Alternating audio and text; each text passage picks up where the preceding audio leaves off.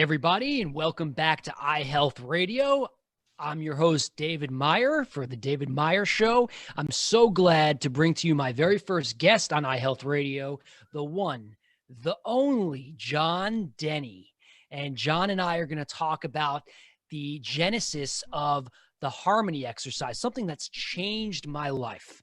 And so this is really a special episode, near and dear to my heart. There's so much that goes into my own development here. And by the end of this show, it's going to go into your own development. And we're going to enlighten you with this amazing meditation, the story of John Denny, how he came to do the harmony exercise and creating his website, theharmonyexercise.com, and how he does his live harmonies every day. It's really going to be an inspiring story for all of you.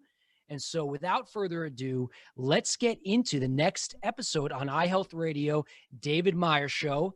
I'm your host, David Meyer again, and we're going live 7:30 a.m. Eastern Standard Time. 7:30 p.m. Eastern Standard Times Thursdays, and on Tuesdays at 9:30 a.m. Eastern Standard Time. And you can follow me on Instagram at Dave M. Meyer. Send me an email, dave@plperform.com. So without further ado, let's get into it. John, thank you for joining me, man. Dave, I am honored to be here and honored to be your first guest on this radio show. We've done a lot of podcasts together, and it's been a lot of fun. It's been a lot of fun, and John and I started the first episode of the Injured to Elite podcast actually about a little over a year ago in January. And I really thought it was important to kick the whole idea off of taking yourself injured to elite mentally, physically, by including this harmony exercise, which has been so special for me. So let's introduce everybody to your story. Why don't you give everybody out there a little introduction to how this all came about?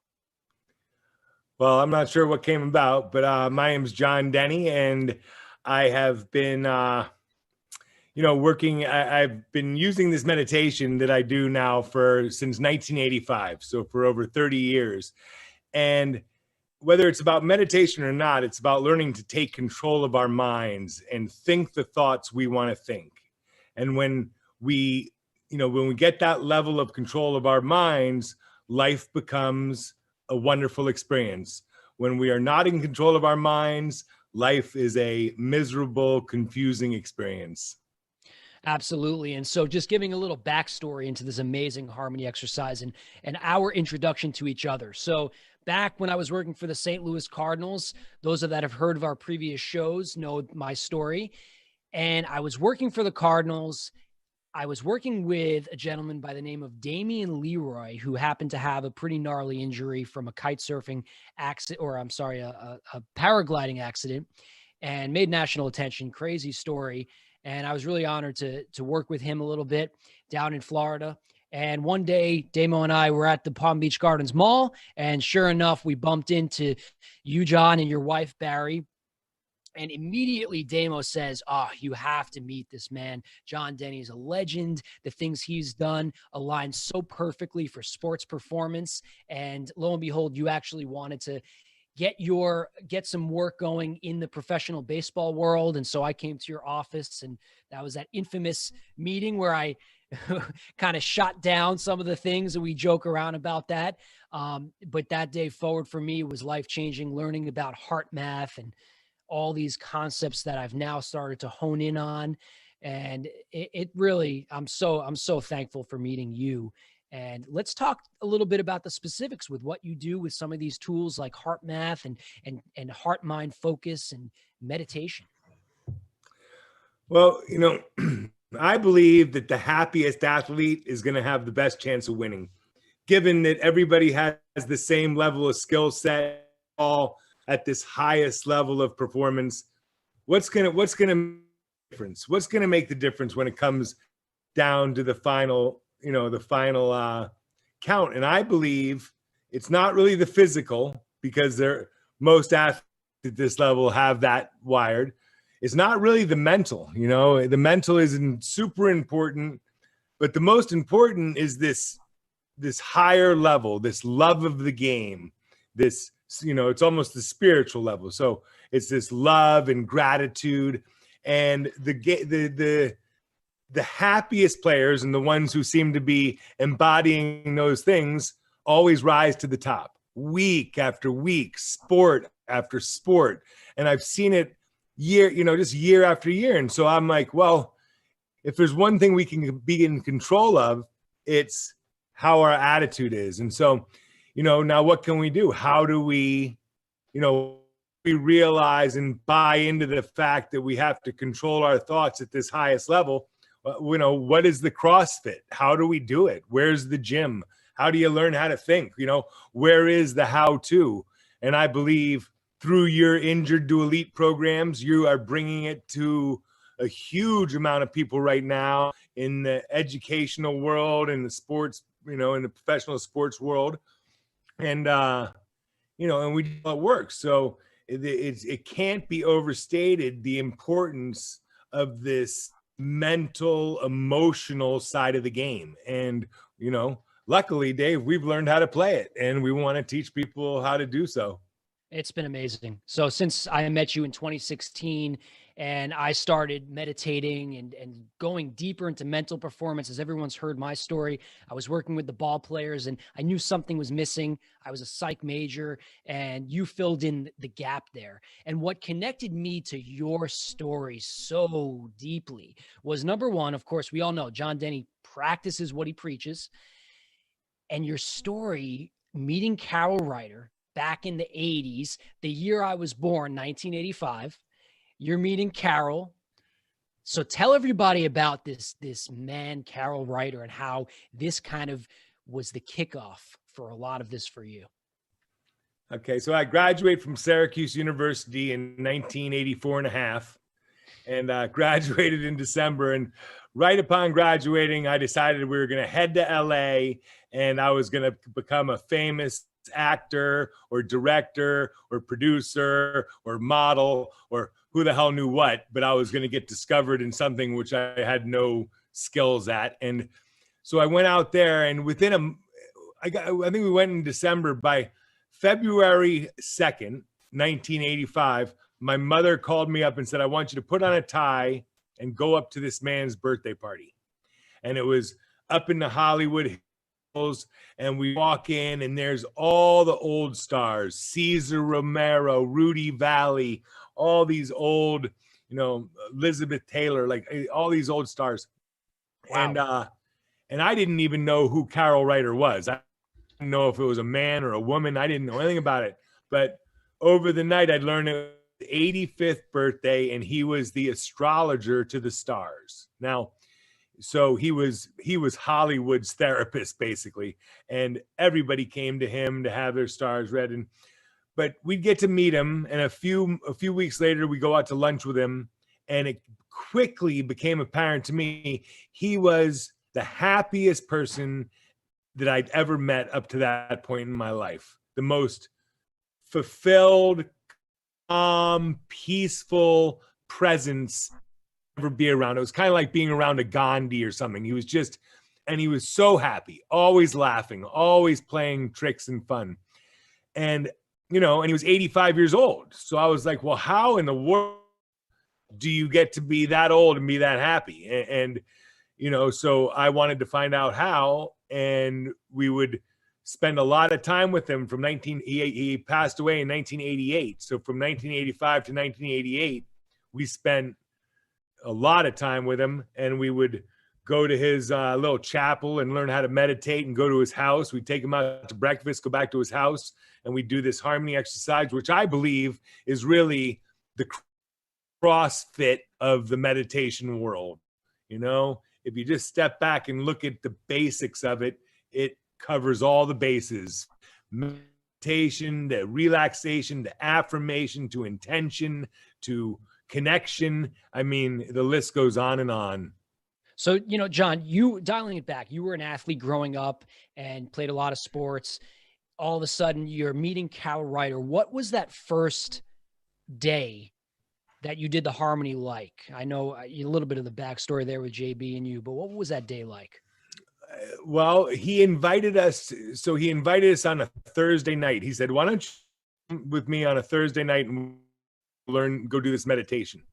And we went to this small little room, and again, I'm 23 years old, and the next youngest person is probably 70. So it was a very strange situation. We go to this room, and the minister, or I forget who, the minister came in, and he led us through this meditation, and it was almost like I felt like I'd done it before, but it was so complete. And I just walked out and I was like, wow, that's amazing. And over the years, I've tried every which one. I've tried mindfulness and TM and chanting, and I've tried, all kinds of different meditations. And this one is just, it stood the test of time, mainly because it makes sense. It makes common sense. What you think about, you bring about. Right. Right. I love all the quotes that you've, shared me, and what we resist, what we resist will persist. Idle time is time for the devil. I mean, are you going to win to be happy or be happy to win?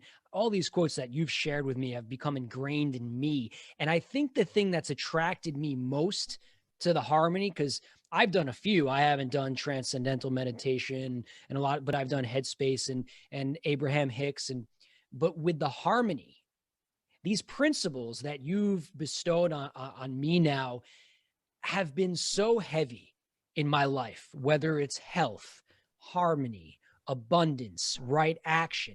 These things are beyond meditation. They go into whether we're an athlete performing, whether we're in pain, we're ill, we're trying to reestablish health. I mean, that's something we should talk about, right? Perfect health. It's our natural condition. All these principles, how different that is than just doing a relaxation exercise.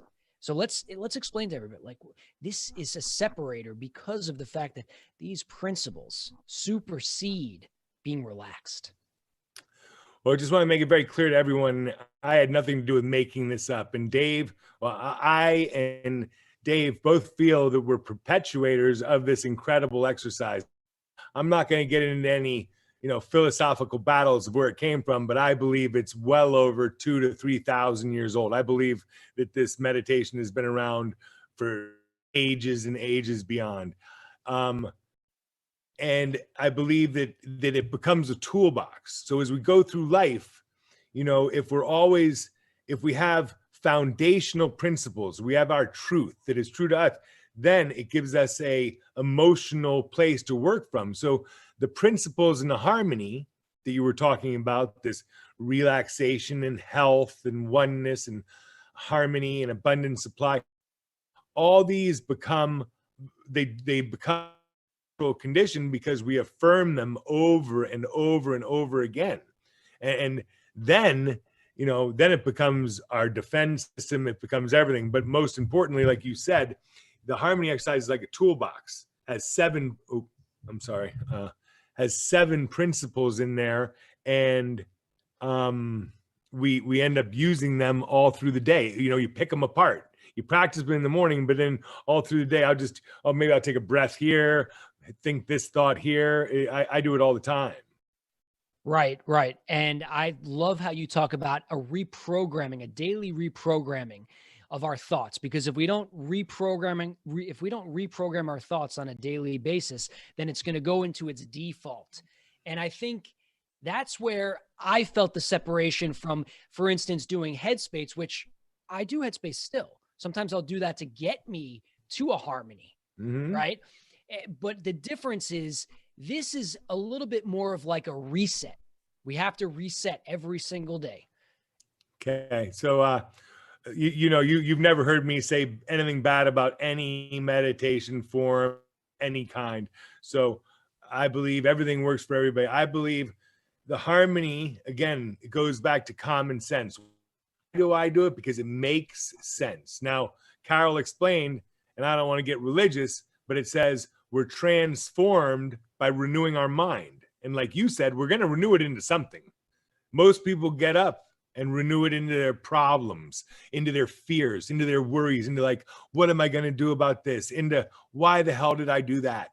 And they get stuck in the future and past, and they never enjoy this moment of time. And the harmony exercise, it really does. It brings us to that moment of time, and it's just, it's set up in such a way that it's repeatable, it's reliable, it's transformative. So we transform by thinking these thoughts, because what Carol told me when I first met him, the first, you just said all those thoughts that you remember that I've told you. Well, my mind rings with the ones that he told me. And the first two thoughts are things. Okay. And the second was, we become what we think. And those, I'd heard them hundreds of times. And one day they went off. They're going off in my daughter's mind right now. Oh, I know thoughts are things. I am where I am because of the thoughts I've been thinking. And when we realize that, then we're like, whoa, I better take control of the thoughts I'm thinking, because tomorrow I want to be healthier. I want to be happier. I want to be performing better. I want to be in more harmony with my family. I have more wealth and freedom and have abundant supply. I want to be grateful for all those things. And when you start to use that stuff consciously, as above, so below, it manifests, just boom, boom, boom. It's unbelievable. That's really how I felt with everything that I've gone through over the last few years of my own personal development, and really going outside the box as a physical therapist and working more in this space on the mental side, whether they're an injured athlete or they're just looking to develop themselves as a professional. I want to talk a little bit about, first off, this whole concept that you and I discussed, manifestation, right? A lot of people want to learn how to manifest things. And perfect example, we talk about Ryan Sheriff. Ryan, who plays for the Tampa Bay Rays, he's in spring training right now. And he talks about, I want to manifest the big leagues. And we take me, I wanted to manifest success with clients and building my brand. And a lot of people, they want to just quickly appear, and they read a book like The Secret, which I'm not knocking, or something of that nature. However, they miss this very important step, this fundamental thing that you talk about all the time, that thoughts are things, and what we think about, we bring about, and how doing this on a daily is what leads to that manifestation. And people want to just skip right over that because they don't see the results and they don't go inward. So let's try and school people a little bit on that. It's funny. We can talk about this later, but I just got back with my daughter and we just did a volleyball practice. I was teaching the visualization technique with serving. And there's 3 steps. There's knowing what you want. So I just said internet connection unstable. So anyway, there's 3 critical steps. 1, knowing what you want. 2, believing that you can achieve it. In your knowing that you can achieve it, it can be a high goal, but you have to believe it in your being, and then you will achieve it. Here's the problem. Most people, I can conceive, I want to be a big league baseball player. Okay. I'm going to tell you that right now, Dave. I'm going to hire you. I want you to help me today to become a big league baseball player. And you're going to be like, well, John, you're 58 years old. You never really played baseball. I don't think you can do it. And you're not going to believe me. You can't be my mastermind partner. You can't be my coach. And really, for me, you got to tell me, yo, bro, you're 58 years old. You ain't going to make it in the big leagues, period. Yeah, we can't believe it, but I can conceive it. I can think I can make it in the big leagues, because my mind is still thinking at 20 years old, right? I don't know that I'm 58 in my mind, but my body does. But so I can conceive of an idea that's not believable. Here is the big problem with manifestation. People don't believe it. Okay. They think they want it. They say they want it. They kind of draw the picture, but they don't believe it, and they get what they believe, not what they want. That's one of my favorite ones with you. Oh, I love that quote. Right. And it happens over and over. So it's not that the law doesn't work. This law of thought works as well as the law of gravity. It works unconditionally every single time. If it doesn't work, we're not applying it right. And and you'll watch. And so why do people get all this misery in their life? They're applying the thought just fine. They're implying the thought is, I'm so sad. This COVID thing is such a horrible thing. Oh, so-and-so died, so-and-so's sick. I'm broke. The Biden sucks, Trump sucks, whatever. They're all miserable because of the thoughts they're thinking. That's it. That's all it is. It's what's in there coming out of their mouth. And it's like, there's no other cause except that. So we live in this cause and effect universe. What we think as above happens below. It'll be done as it is in my mind. Right. And I think your passion there speaks to this connection between mind, body, spirit, right? Bringing all three elements together. You could think a thought, right? Your body has to believe it. You have to truly, affirm it. Your body has to believe it, and your spirit has to speak loudly. For the spirit to be involved, though, it has to be that sense of purpose, that tapping into your highest vibration and frequency. Go ahead. Ryan Sheriff could tell you, I am a big league player. He told me that when he came and stayed at my house, and he was, in the minor leagues still here, right? Still went out when he came to my house, but he told me he was a big league player. Well, and I believed him. I could see him as a big league player. I didn't know many, but you gave me this opportunity to work with him that night, and he stayed at our house. And then what do we see a year or two later? He's on the World Series. He's playing in the World Series. I mean, that's crazy. From sleeping in my son's room to playing in the World Series. How crazy is that? Yeah. But why? He conceived it. He believed it. You believed it. I believed it. And so did whoever else he convinced over there at the baseball field believed it. And boom, it happened. But the belief was there, that element of he knew that he belonged there. Right. And I think the key there is he's now putting out that energy. People around him see that he believes it. And then there's that attraction, or you can call, quote unquote, the law of attraction, whatever you want to call it. And then now it starts to manifest and starts to build. And I think, go ahead. Yeah. And then you have a good outing and you're grateful for it. And then what does that happen? And then what happens? You have another good outing and you're grateful for it. And then you start to apply this law. He already loved the game, right? So now he's applying the law to his successes, and each would build on the next, and voila, look where we are. World Series.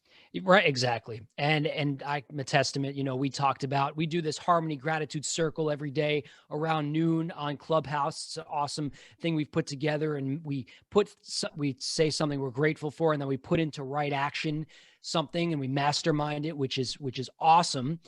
And we just talked about this last week. I got an apartment that I didn't think I was going to get with my fiance, and, a new vehicle and all of these different things. And your daughter, Allie, and you are coaching Stoneman Douglas, which is unbelievable. And so it's incredible what the power of thought and belief can do. Let's share with everybody. Tell everybody a little bit about Allie and you, what you've been doing with the Stoneman Douglas team out in Florida and all that, Parkland, Florida, the tragedy that happened. Well, that's just a miracle that I can hardly believe what's going on down there.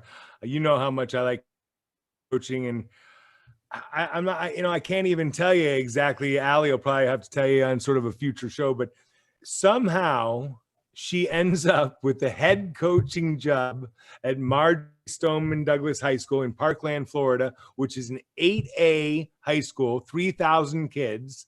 And she is the head coach for the men and women's volleyball.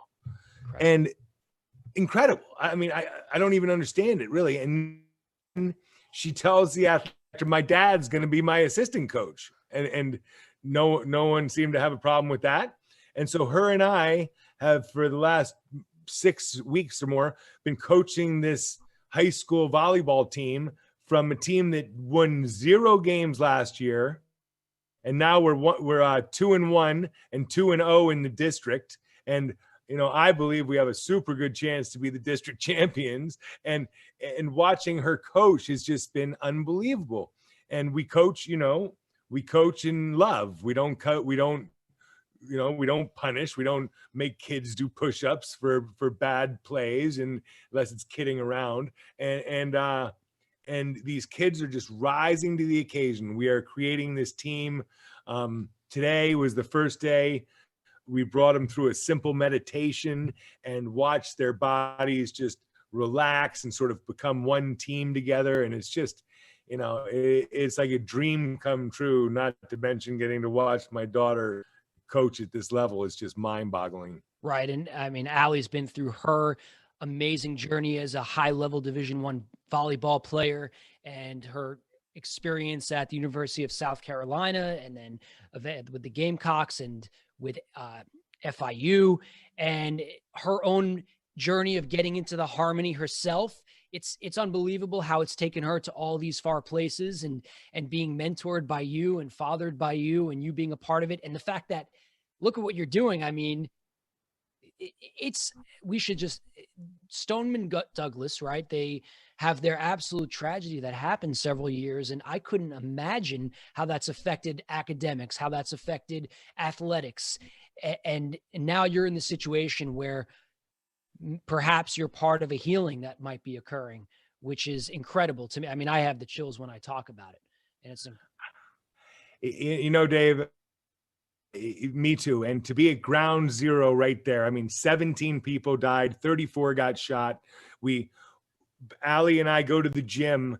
We must enter the same entrance that the shooter shot, because the building where it all happened is directly to our left. It has a big fence around it. And it's only 4 years ago. So the kids who are seniors now were freshmen when it happened. And it's just, it's surreal, but you're right. It's like, why are we there? There's a higher level purpose. And then, as we all know, and we talk about, I'm always looking for coincidences. Well, we live in Eagle's Nest. The name of the name of the gym in Parkland is Eagle's Nest. It's just, these coincidences, and we feel like we're home. We feel like, wow, we're making a real difference. The girls volleyball team comes over regularly to tell us how excited they are for Allie to coach them. And I mean, it's just amazing. I think people should get an idea of just how many different things have gone into the lives of others around you and your family and the Dennys, like the stories of being in Hawaii, and people that I've been introduced to, like DJ Mateo, who spent time with you guys in Hawaii and really looked up to you to help him in tough situations, and the different people in your life that you've given open arms to help them in tough times. And you were riding big waves with Laird Hamilton in Hawaii. I mean, you've been around some amazing individuals, and you've opened your arms to so many people, including me. And now with these students, there's just so many of these coincidences around your life. And so many people out there are quick to kind of just, especially in my field, in healthcare, in physical therapy, in sports medicine, it has to make sense in a Western approach. If you talk about God, if you go outside of Western science, then all of a sudden you stepped into a territory of, it can't be true. Don't talk about that. But think about all the, like you call them, these coincidences, and these people that have been healed around you, and you yourself have gone on your journey of healing. It's unbelievable. We got, yeah. I just had Okay. little dog thing. I mean, one of the things that I'm really grateful for is these high level people that I've been fortunate to be around. And what's really been incredible is seeing how they all think, what makes them tick, and what has made them as great as they are. And, to see those things in action, and also to see what makes other ones fail, what made the ones who we thought were going to be great not be so great. And so often it comes back to this. And I think, you know, I'm a very emotional person. So I think that what makes the real difference is dealing with the emotional level. So dealing with a mental game and dealing with the physical game are one thing. When you start to deal with the spiritual game, you're dealing with an emotional level. And that vibration, I think, is just so important. And that we're really instilling in this volleyball team. You know, you see a volleyball team is a really good place to work with the team because it stops and starts. And you got 6 people stopping a point and starting a point. And the great teams always come together between points. Good, win the point or lose the point, they come together and reset the team. And over the years, we've seen the good teams, they'll come together after the points they win, but not necessarily after the ones they lose. And then the poor teams are the ones who, you know, they might have great athletes, but they're just 6 people out there playing volleyball, and they don't really connect on any other level. So there's 6 people playing volleyball. They are on the same floor. They're passing the ball to each other, but they're only connected by the ball. They're not really connected by this higher force. And so Allie asked me the other day, Dad, you know, what book can I read to really, you know, start to get more of this stuff? And I'm like, Allie, let's start with 11 Rings and let's read Phil Jackson and let's read, you know. So I was given that book a few years ago. I gave it to her and she comes out, she goes, Dad, the first thing is a Rumi poem. I'm like, I know. I remember you telling me that. She's 3 chapters in now. I'm like, how's he coach? And coaches with love. He said, it doesn't matter. He goes, you can have all the skill you want, everything you want, but unless you have the love, it's not a team. It's just 6 guys out playing basketball. And I'm like, I guess that's where I got it from. Phil Jackson, he coached a combination of for the Bulls and the Lakers, right? Is that right? He coached Michael Jordan and Kobe. Without Phil Jackson, there was no Michael or Kobe. So, you know, let's talk about that. This is a perfect example. I love it. We got all the people around us, all the animal life. I love it. It makes me feel better seeing them. So, you know, let's talk about Phil Jackson coaching Jordan, Kobe, right? Back in the 90s, there was no mental performance coach for the Bulls yet, I don't think. But Phil Jackson was coaching with this love, right? And now we fast forward, we look at these organizations that have doctor of physical therapy and PhD in sports psychology and mental performance coach, and they have all the hardware and all these things. But when we think about really, like you said, what's this, how do we get this higher forces to play within the athletes rather than just the game itself and even the mental strategies, this next level?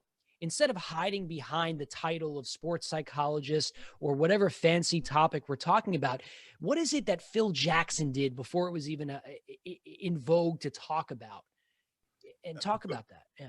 Okay, well, so that's an easy one, and so if you ever watch that Michael Jordan story, right? He had to make Michael believe in his teammates. He had to get them all to buy into the triangle offense, and the triangle offense is a very shared thing. You have to pass a lot. You're doing a lot, you know, so it's not a one-man band. And Michael was a one-man band. And so when he bought into his belief, he started to trust his teammates. If you're in the triangle, you got to trust who you're throwing to.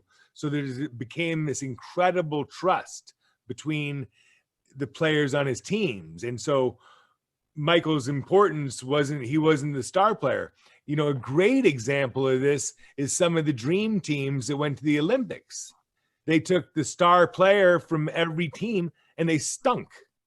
You know, no one trusted each other. They never gelled as a team because it was the star and the star and the star and the star, but there was never the big dream team. You had was that around 1995, right? And then the mid-90s. No, the early dream teams were incredible. I'm talking about these later ones in these later years when they get some of these ones where it's just a bunch of star players and they didn't even win. They don't even win the gold medal. They have the best players in the world and they struggle to win the gold medal. You know, it's crazy. And the same thing is true, John, right? For an athlete that has all the skill in the world and they're not playing from the heart, or they're not syncing up with the other players. They're not tapping into these higher forces. So let's take the harmony and some of those pieces there, those principles, and how that goes into even with your volleyball players. What are some of those pieces that help them be cohesive in terms of on the court, you know, the harmony tone and sending harmony out to others, right? We talk about universal harmony and how that plays into athletics. Right. So it goes back to this belief system. How do we develop a belief system where we are believing in others and believing in others? And that's, you know, in a big way, that's what the harmony exercise does. It raises that level of understanding that we're one with this universe. There's a oneness that we have to develop, especially in a sports team. You know, there needs and in a family. My thought on the harmony exercise this morning, I believe, was oneness, and how what has made the special ingredients to the success of my family, to the success of a good team. What is it? What is those ingredients? And you know, I believe it comes back to thinking the same thoughts at the same time. I always say it takes two people. What is it when two people have a fight or argue? This person believes one thing and this person believes another. They have opposing beliefs and they argue, fight, right? Well, if a person has, you know, so it takes two to fight. Well, when you're really, really firm in your belief systems, you stop fighting. You don't defend anymore, because you're not gonna, you know, you don't buy into those petty fights. So you rise above that, and you rise above that on the team. So a great example is you know, we've all heard it. People in the army or the military, and they all say it. You don't love everyone in your platoon. You don't, no, I'm going to take that back. You don't like everyone in your platoon. And a matter of fact, there's probably some people in your platoon you really don't like, or use the word hate, but there's people you do not like. Now, every single one of those guys you would die for, because you love them at a level, because you're on their team, you're in their platoon, you're a part of this thing that's bigger than yourself, and you love those guys even though you don't like them, you know? And so I think that we start to go through life being able to deal with people we may not like or may not want to hang out with, but without losing our own peace, without losing our own peace of mind, because each day we raise our level of tolerance, our level of acceptance, our level of understanding that people are going to be how they are. In each and every day, we raise those things. So it's almost like just right. It's almost like the more we have an inner strong belief with ourselves, we almost get ourselves out of that maze of going back and forth, and we're able to kind of, like you said, bring ourselves up to our highest level. And then it allows others to kind of do the same, or really just still not allow that to get in our own way. But to talk about a little bit, those that you feel a little bit of a bad sentiment towards, there's a line in the harmony, right?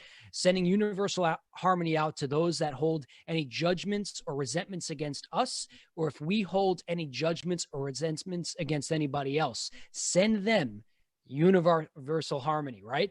So I want people to take this with the boss, with the job interview of the people. Maybe they think that the interviewer is biased, or maybe that it's their significant other and they're like, they're not getting my business plan.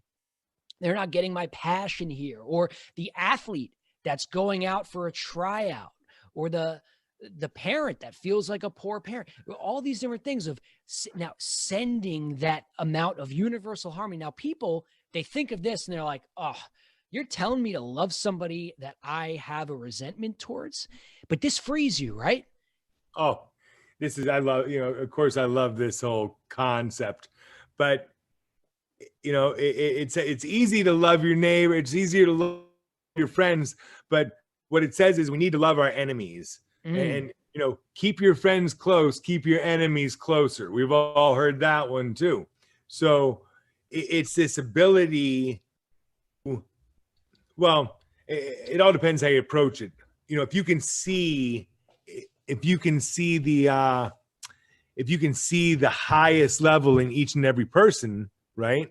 Then you don't need to go to that level of judgment. I'm a little bit lost. That's interesting. So talking a little bit about right. So seeing in others, they even seeing beyond their flaws, seeing them at their best, at their worst, right? So in the physical world, when we see the person, let's take an example, right? So you're going in for an interview tomorrow, okay? And you're interviewing with somebody that maybe they have a certain personality that's intimidating, they're a big shot, whatever, right?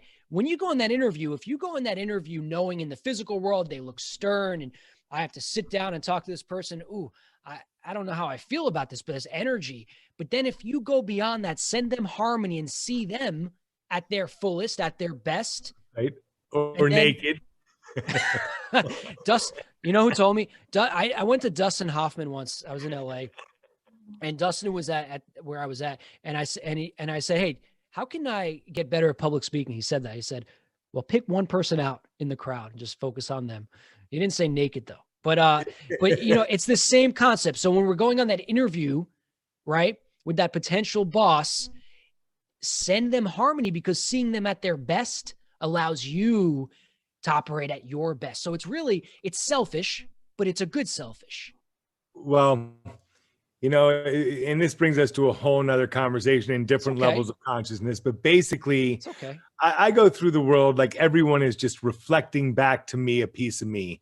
And if I got a problem with somebody and I'm pointing my finger at them, well, chances are I have 3 pointed fingers back at me, and I'm seeing a reflection of the thing in me that I don't like. And if I want that person to change, I need to change that belief in me. So if I see someone being greedy, I have to say, hey, John, have you ever been greedy? And I have to be like, yes, I have. And so I'm just seeing in them what I don't like in me. And if I take that level of accountability, then I really don't have to judge them, because it's not even them. It's just, you know, it's again, it comes back to me. And you've seen my t-shirt and you know my philosophy. Everything is my fault. And that's an empowering statement. Everything is my fault.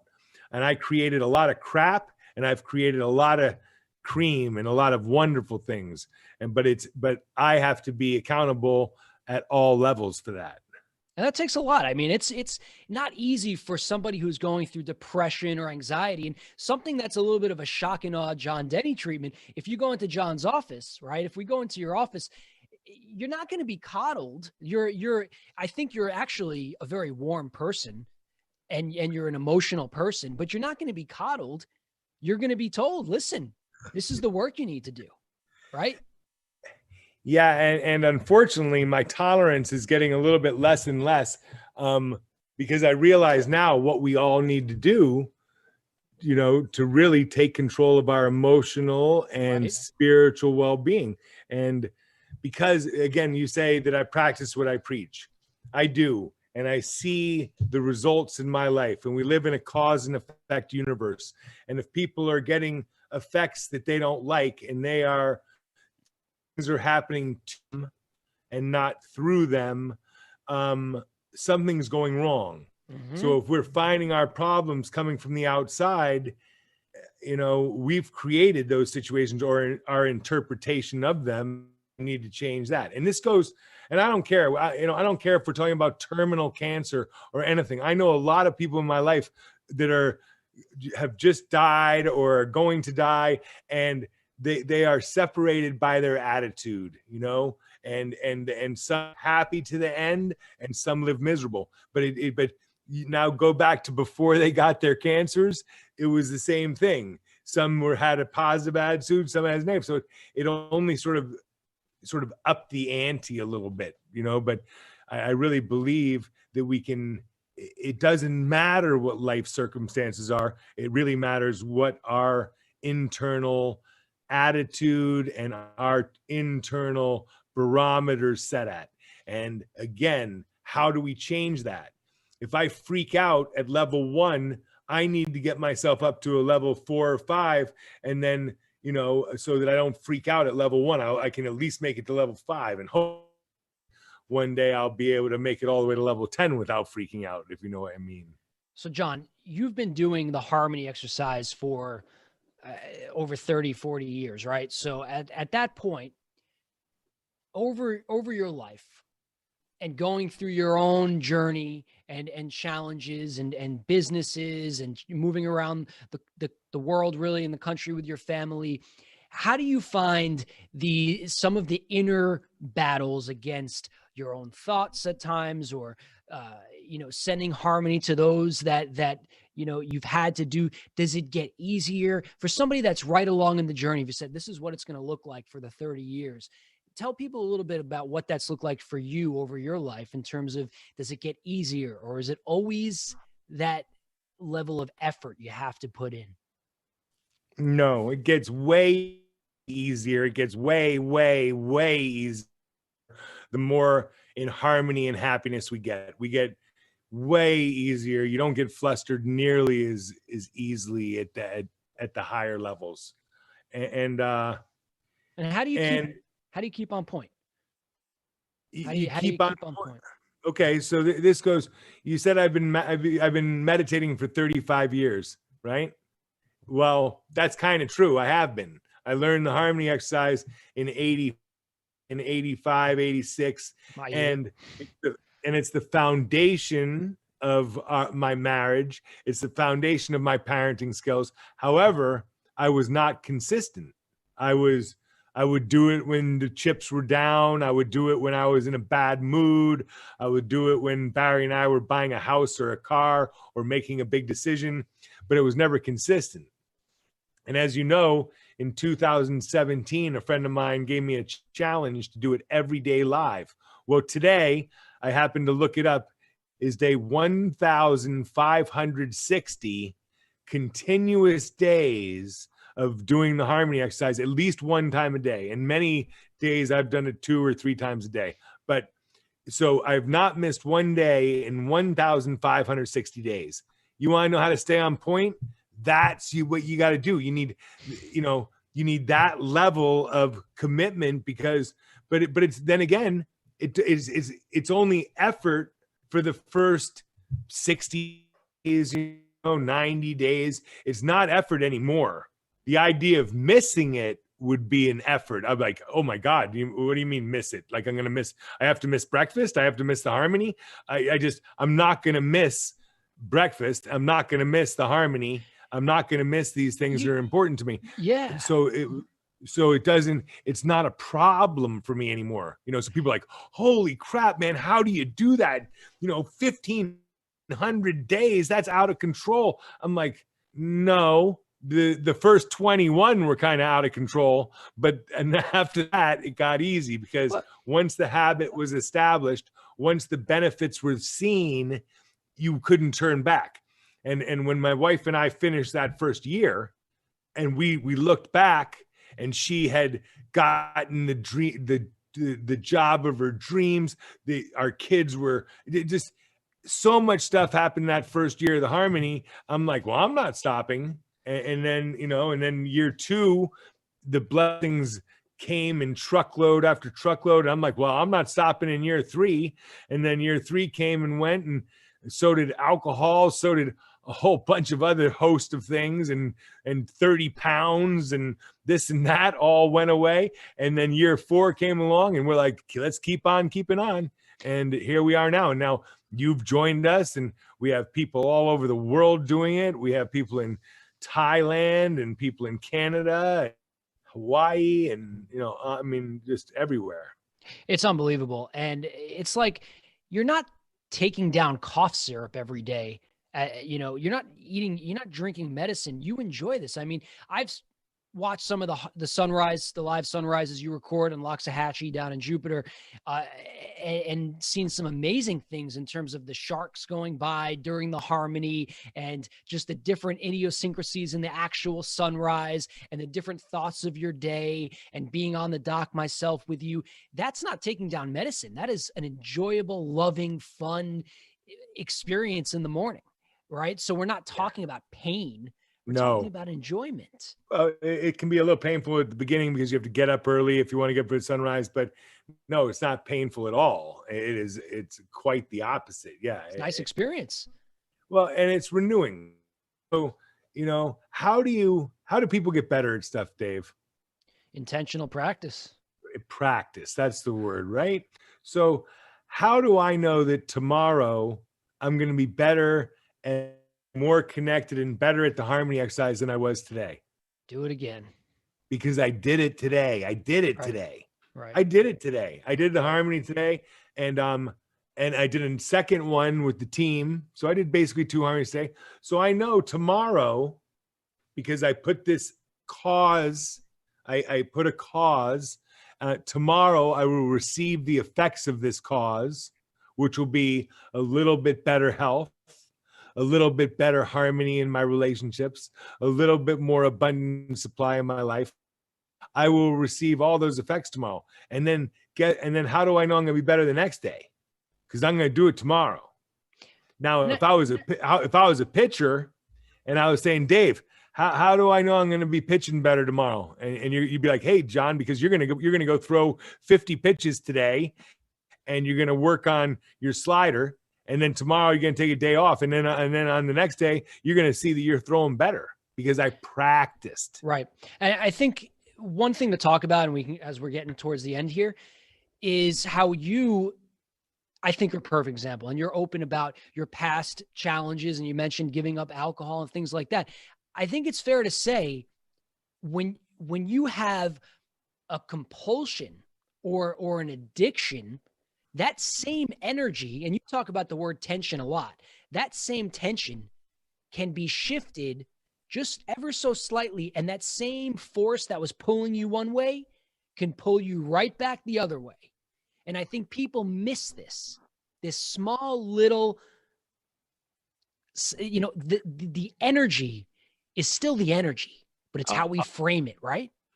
Absolutely. And you will see, people with addictive personalities, addicts, are some of the people who aren't in the throes of their negative addiction, are by far some of the highest performing people on the planet. Absolutely. There's absolutely no doubt about it. Absolutely. And just like you said, they've learned to focus that obsession. They've learned to focus that addiction to a place which is healthy, and that's what I've done.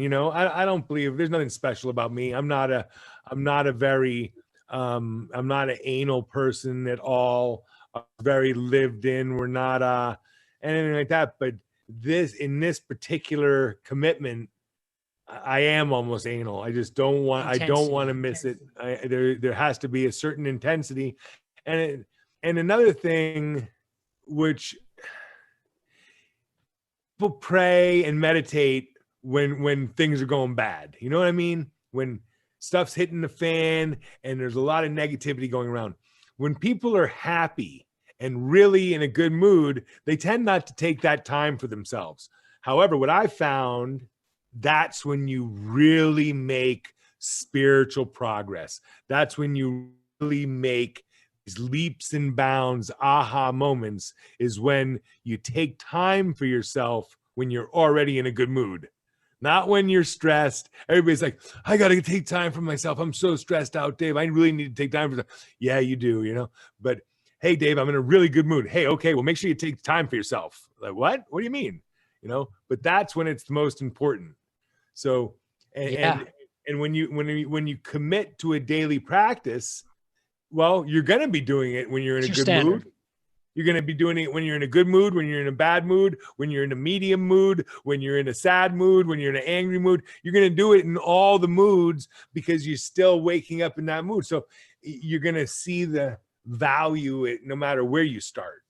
Right. And this is something that I would call to be your standard. You have this standard you set, and you're just not going to back off of it.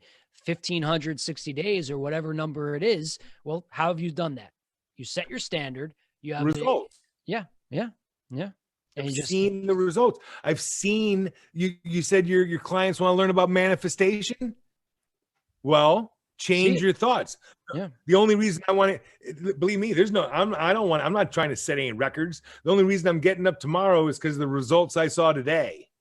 And the miracles I saw today. Now I'm going to get tomorrow and make sure I'm going to keep that going. Okay. But there's no, I'm not doing it so I can tell you how many days I've linked up. There's no ego involved here. It's like, whoa, look what happened today. I want more tomorrow. And this is what Carol was all about. You got this 85-year-old guy. I've never been happier than today. And then the next day, I've never been happier than today. And the next day, I've never been happier than today. I was like, wait a minute here. I see dementia. That's amazing. Yeah. I mean, it's funny. It reminds me of my grandmother who she did have Alzheimer's, and you know what? Every day was so beautiful. And it's really funny to think maybe the brain was functioning lower yet higher. How strange is that? Right. So we have to get out of our own way. Aha moment. Becoming like a child. We have to become like a child. It says it, and when we do, we get place where we're pure, where there is no judgment, no ego, no any of that stuff, no Dave, it just becomes this sort of presence. Well, I think, John, something if I had to summarize what we're talking about as well, besides the whole element of thinking your thoughts, the way you should be thinking your thoughts for the results you want and the commitment you want, is this whole idea of how you've gone all in. It's not half in. It's not sticking your leg in. It's not signing up for a yoga class. We're not talking about trying a few days of a meditation. We're talking about a commitment and a life principle or principles in your life that you've kind of just set to be the way to go forward for you. And you're not going backward. It's just your standard. And I think if there's anything people get out of what they heard us speak about today, it's like, well, both of us relate on that. And you have mentored me on it of jump into the deep end, make the commitment inside that you're going to allow yourself the opportunity to be grateful in thought and to be harmonious and to send it out. And you have this one chance in this plane that we know of. And if you have it, then every single second jump into it and seize it. And as simple as it is, jump in, commit to it. And it doesn't matter what religion you are. It doesn't matter what meditation practice you have. As a matter of fact, if you practice Headspace, then take something we talked about today from the harmony and take that and put that into Headspace. Put that into transcendental meditation. Put that into your yoga practice. Put that into your physical therapy. The principle of health, harmony, abundance, right action, I am, right? They're it's funny because as over the last few years, my level of when you really, really, really, really know, that you know it, and you sort of become, you almost, it's not, you don't have to, you don't have to be scared like you have to defend it. It's like 2 + 2 is 4. I don't have to get all defensive about that because it's just a fact. Know. And I just know. And these principles are becoming like that to me. They're becoming like 2 + 2. So I don't have to defend them anymore. And I think that by living them, by being an example of my principles, is by far the best way to teach them. I love it. I told everybody for years, here, do what I do, not what I say, I know, or do what I say, not what I do, and right. That worked. People would listen to me, but I'm sitting there, 250 pounds and out of shape and not really happy with myself. But then when you start to perform at a higher level, people ask, how do you do that? Why, what do you do to be like that? We're coming about to happy the on a end here, daily. John. We're going to come off the air in a second. But before we get off the air, let's just tell people the harmonyexercise.com, a free guided meditation. Definitely check that out. There's no strings attached. You'll learn so much more from John. We gotta have you come back on, John, because there's so much for us to talk about. And I'm so thankful to have you on today. Let me just say that I'm very fortunate. Dave's had me on his podcast, and if you read the Injured to Elite book, which is a great book, thank you. You will learn a lot more about the harmony exercise and about all of our philosophies. So thank you so much for having me. There he is, John Denny, the one and only. Thank you so much. And I look forward to us having you back on. I think we just came off the radio, but we're still here live for the YouTube and the video feed here. So it's been a pleasure having you. It's been absolutely awesome. We'll have you on again. iHealth Radio here, and maybe we'll have Allie on. And I appreciate you and your time as always, John. Much love to you, man. Keep control of your thoughts. Talk to you soon, Dave. All right, everybody, go head over to harmonyexercise.com and get your free guided meditation. Nice, beautiful Jupiter sunrise, and head over to Injured to Elite on Amazon. Get a copy of my book. Thanks, everybody, for listening. We'll talk to you next Tuesday at 9:30 a.m. Eastern Standard Time. Thank you so much.